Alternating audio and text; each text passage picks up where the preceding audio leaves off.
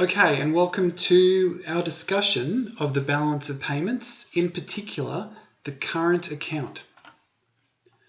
So if we're looking about where in the syllabus we're talking, here we are, Australia's balance of payments. We're looking at the structure of the balance of payments. In particular today, I will be talking you through the current account, debits and credits.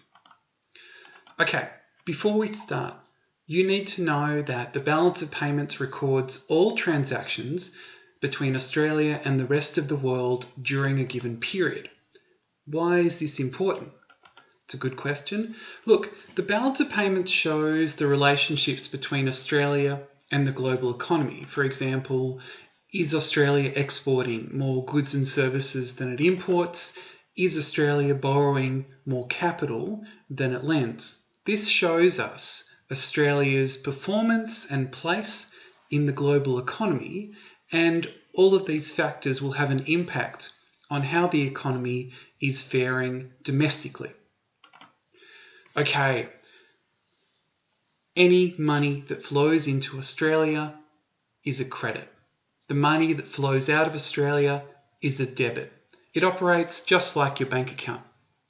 So, if we export goods to New Zealand, this would be a goods credit.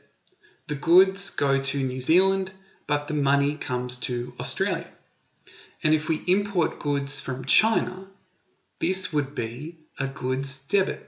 The goods come to Australia, but the money goes to China.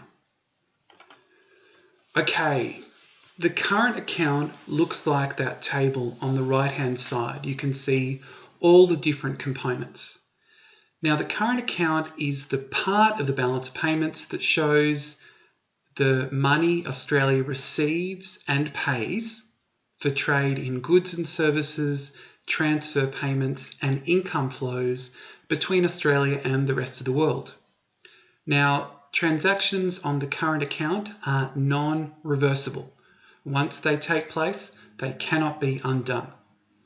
Okay, on the next page, we're going to classify each of the components from this table. Okay, we've got 5 different terms here, so we need to classify them as to which component of the current account they relate to. Now, you might want to pause the video, try and match them up yourself, and then you can check them. Okay, if I look at the top right, the difference between what Australia receives for its exports and pays for its imports, now this relates to goods. This is net goods. If I look below it, services bought and sold without people receiving a good, including transport and tourism. Okay, this is net services. If I travel over to the left side of this slide, I've got net goods plus net services. Okay, this is balance on goods and services.